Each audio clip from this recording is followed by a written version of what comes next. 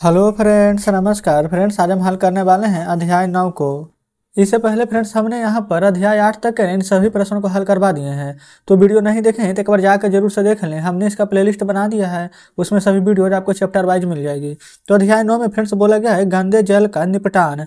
इसमें फ्रेंड्स जितने भी यहाँ पर दिए गए हैं ना प्रश्न, हमने आपको बोले थे कि इन सभी को बढ़िया से पढ़ लीजिएगा, ताकि हम यहाँ पर डायरेक्ट जब क्वेश्चन आंसर कराएं तो आपको यहाँ पर बढ़िया से समझ में आ जाए। तो उम्मीद करते हैं कि आप पढ़ कर आए होंगे। अगर पढ़ कर आए होंगे फ्रेंड तो अच्छी बात है, नहीं भी पढ़ कर आएंगे ना तो चलिए हम तो यहाँ पर क्वेश्चन आंसर करा देंगे, बाद में जरूर से पढ़ लीजिएगा। तो यहाँ पर फ्रेंड्स निकाल रहे हैं हम यहाँ पर अभ्यास को।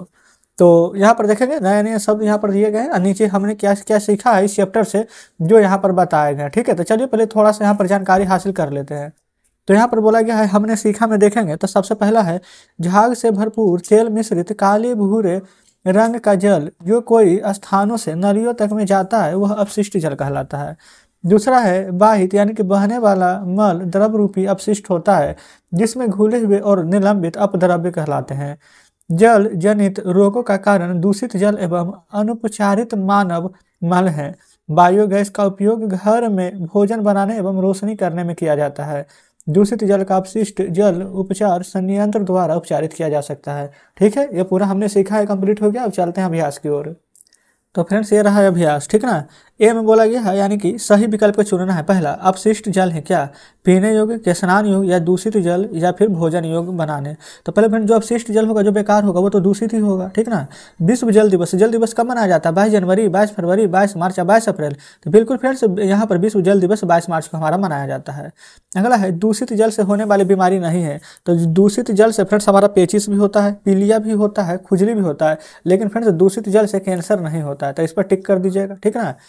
अगला यहाँ पर कि पीलिया रोग के कारण है क्या, दूषित जल। तो बिल्कुल फ्रेंड्स पीलिया जल यहाँ पर देखेंगे, यहाँ पर बोला गया था दूषित जल से बीमारी कौन नहीं है, तो ये कैंसर नहीं था, बाकी ये सब पेचिस पीलिया खुजली दूषित जल से ही था। तो वही बोला गया था कि पीलिया रोग का कारण क्या है, तो दूषित जल का व्यवहार। गंदे कपड़े पहनना, गरिष्ठ भोजन करना, इनमें से कोई नहीं, ये सब नहीं होगा। दूषित जल का व्यवहार बिल्कुल सही है, ठीक है। चलिए पांचवा है चापाकल या कुएं के पास जल जमाव से पेयजल होता है क्या, तो दूषित। क्या स्वच्छ जल थोड़ी होगा, दोनों होगा, नहीं ना, दूषित होगा। स्वच्छ और दूषित कैसे हो सकता है एक साथ, समझ पा रहे हैं ना। अगला है बी में कि रिक्त स्थानों की पूर्ति कीजिए। हैजा एक, हैजा के क्या है, जनित बीमारी कौन, तो हैजा एक जल जनित बीमारी है। दूसरा बायोगैस का उपयोग किस में करते हैं, तो ऊर्जा के स्रोत के रूप में किया जाता है। बाहित मल घर, स्कूल, होटल, अस्पताल आदि से उपयोग के बाद बहने वाला क्या होता है, तो अपशिष्ट जल होता है। क्लियर। तो 3 प्रश्न हल हुए हैं, चलते हैं अगले पर। तो फ्रेंड्स आ चुके हैं अगले पेज पर। यह रहा चौथा नंबर।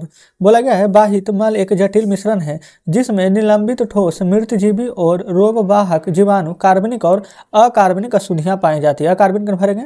पांचवा 5 साल से कम उम्र के बच्चों की मौत का सबसे बड़ा कारण क्या है, तो जल जनित बीमारियां, ठीक ना। सी में है सही उत्तर के सामने सही एवं गलत उत्तर के सामने गलत का चिन्ह लगाना है आपको, ठीक ना। देखिए बोला गया है पहला में संयुक्त राष्ट्र संघ ने 2005 से 2015 तक की अवधि को जीवन के लिए जल प्रकार के लिए अंतर्राष्ट्रीय दशक के रूप में घोषित किया। क्या सही बात है, तो बिल्कुल सही बात है। जब आप पूरा यहाँ पर बुक पढ़ेंगे ना, यहाँ पर पिछला चैप्टर को, तो यहाँ पर फ्रेंड्स सभी इसमें बताया गया, ठीक ना। हैजा और टाइफाइड वायरस के कारण होने वाला रोग है, नहीं फ्रेंड्स बिल्कुल वायरस से नहीं होती है, तो गलत है। जनित रोगों का प्रमुख कारण दूषित जल है, बिल्कुल फ्रेंड्स दूषित जल से यहाँ पर अन्य प्रकार की बीमारियां हो सकती हैं। चौथा है बायोगैस मानव मल निपटान की वैकल्पिक व्यवस्था है, तो बिल्कुल फ्रेंड्स ये सही बात है। अगला है कचरा प्रबंधन हेतु प्रत्येक व्यक्ति को एक जागरूक नागरिक की भूमिका निभानी चाहिए, बिल्कुल फ्रेंड्स एकदम जागरूक यहाँ पर नागरिक की भूमिका हमें निभानी चाहिए। आगे बढ़ेंगे डी नंबर में। तो ये फ्रेंड्स डी में ना 5 प्रश्न दिए गए हैं, जिस प्रकार से पहला में बोला गया है ना अपशिष्ट जल से आप क्या समझते हैं। दूसरा में है बहित मल क्या है, उनमें कौन कौन सी अशुद्धियां होती है। इन सभी प्रश्नों को फ्रेंड्स हम अपने कॉपी पर सॉल्व करेंगे। तो देखेंगे फ्रेंड्स हम यहाँ पर चैप्टर 9 गंदे जल का निपटान, ठीक है। यहाँ पर पहला का उत्तर हमने लिखे हैं। प्रश्न था अपशिष्ट जल से आप क्या समझते हैं, तो आंसर लिखेंगे ना वैसा जल जो प्रयोग करने के बाद जल झारा से भरपूर तेल मिश्रित काले भूरे रंग का जल जो बर्तन धोने की जगह, शौचालय, दुकान, होटल, लॉन्ड्री आदि से नालियों में जाता है वह अपशिष्ट जल कहलाता है, ठीक है, पहला का आंसर। दूसरा प्रश्न है कि बहित मल क्या है, उसमें कौन कौन सी अशुद्धियां होती है। तो चलिए फ्रेंड्स जानेंगे यहाँ पर दूसरा के आंसर। तो आप लिखेंगे कि बाहित मल घरों, स्कूल, होटलों, अस्पतालों, उद्योगों, कार्यालयों और अन्य उपयोगों के बाद बहने वाला अपशिष्ट जल होता है। बाहित मल द्रव्य रूपी अपशिष्ट होता है। बाहित मल में कार्बनिक और अकार्बनिक अशुद्धियां होती है। कार्बनिक अशुद्धियां मानव मल, मूत्र, तेल, फल और सब्जी का कचरा आदि। और यहाँ पर अकार्बनिक अशुद्धियाँ हो जाएगा नाइट्रेट, फास्फेट, धातुएं आदि। तो इस प्रकार से दूसरा का भी आंसर हमने बता दिए हैं आपको। तीसरा नंबर का प्रश्न है ना यहाँ पर कि जल जनित बीमारियां क्या है, इसमें होने वाली किन्हीं 3 बीमारियों का नाम एवं उनके लक्षण लिखिए। तो यहाँ पर फ्रेंड्स समझानेंगे तीसरा प्रश्न के आंसर। सबसे पहले आप लिखेंगे ना तीसरा के उत्तर में कि दूषित जल के सेवन से होने वाले बीमारियों को जल जनित बीमारियां कहते हैं। ठीक है, दूषित जल से होने वाले बीमारियों के नाम एवं लक्षण कुछ इस प्रकार से हैं। यहाँ पर हमने बीमारी का नाम लिखा है और यहाँ पर उसके लक्षण लिखे हैं। जैसे पेचिस, जिसको कि हम इंग्लिश में डिसेंट्री भी बोलते हैं, इसका फ्रेंड्स बीमारी जब होता है जिसका लक्षण क्या होता है, मतलब कैसे हमें पता चलेगा कि हाँ हमें यही बीमारी है या फिर कोई अन्य है। तो यहाँ पर देखेंगे पेट में मरोड़ के साथ बार बार दस्त होना, अगर ऐसा है तो आप समझ जाइए कि आपका यहाँ पर पेचिस का लक्षण है। ठीक है, दूसरा है हैजा, ज़्यादा और लगातार, यहाँ पर लगातार कई दस्त होना। कई कहने का मतलब फ्रेंड्स लगातार उल्टी होना, या दस्त कहने का मतलब कि मतलब कैसे करें कि बार बार, 1 बार 2 बार 3 बार, तो बार बार लगना। ठीक ना, वो हमारा यहाँ पर कहला जाता है, ये उसका हैजा का लक्षण है। ठीक है, पीलिया, तो पीलिया हमारा क्या है, आँख, नाखून एवं पेशाब का पीला होना। देखें ना तब आँख थोड़ा थोड़ा पीला लगेगा, नाखून भी पीला लगेगा, पेशाब भी पीला होगा, तब समझ जाए कि पीलिया का यहाँ पर लक्षण है। ठीक है, तीसरा हो गया है।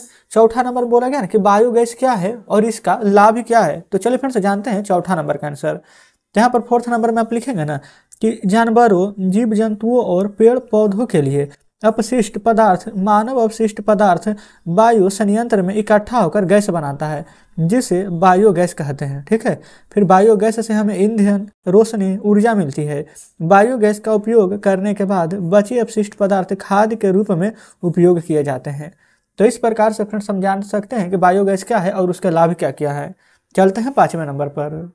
तो फ्रेंड्स ये रहा 5वां नंबर प्रश्न। बोला गया ना कि एक जागरूक नागरिक के रूप में हम कचरा एवं गंदे जल के प्रबंधन में क्या योगदान दे सकते हैं। तो आप आंसर में लिखेंगे 5वां के उत्तर में कि एक जागरूक नागरिक के रूप में हमें कचरा हमेशा कूड़ेदान में फेंकना चाहिए, हमें अपने घर के आसपास साफ सफाई रखनी चाहिए, हमें सार्वजनिक स्थानों पर साफ सफाई रखने में एक दूसरे को सहयोग करना चाहिए।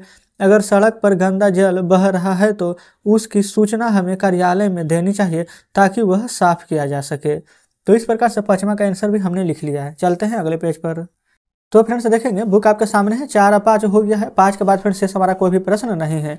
तो इस प्रकार से आप कह सकते हैं कि आज हमने यहाँ पर अध्याय 9 भी फ्रेंड्स यहाँ पर पूरा हल करा दिए हैं। तो उम्मीद करते हैं कि अध्याय 9 का भी सभी प्रश्न आप बढ़िया से समझे होंगे, कहीं पर फ्रेंड्स को डाउट नहीं बचा होगा, क्योंकि हम अपनी तरफ से पूरी कोशिश करते हैं कि एक एक प्रश्न आपको बढ़िया से समझाते हुए चलें। जब तक फ्रेंड्स आपको समझ में नहीं आएगा हम बताते रहेंगे। ठीक ना, तो अगर अभी भी आपको लग रहा है कि यहाँ पर कोई प्रश्न ऐसा है जो कि हम नहीं समझ पाए तो कमेंट बॉक्स में बताइएगा। और सभी प्रश्न फ्रेंड्स बढ़िया से समझे होंगे तो वीडियो को लाइक और चैनल को सब्सक्राइब जरूर से कर दीजिएगा। ठीक है, कुछ कहना हो तो कमेंट बॉक्स में जरूर से कहिएगा। तो चलिए फ्रेंड्स ठीक है, आज का वीडियो हम यहीं तक रहने देते हैं। मिलते हैं आपसे नेक्स्ट वीडियो में नेक्स्ट चैप्टर के साथ।